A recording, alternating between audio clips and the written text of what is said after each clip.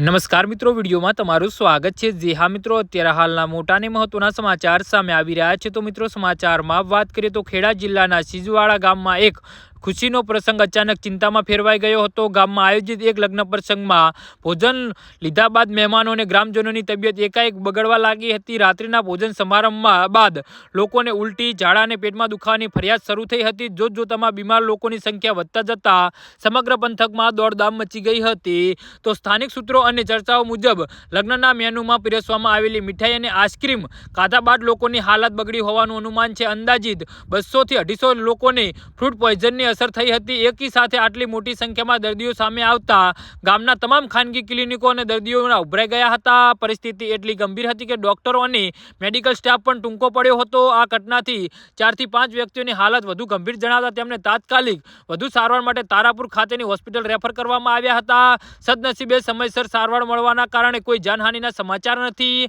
હાલમાં તમામ દર્દીઓની તબિયત સ્થિર હોવાનું તબીબોએ જણાવી રહ્યા છે।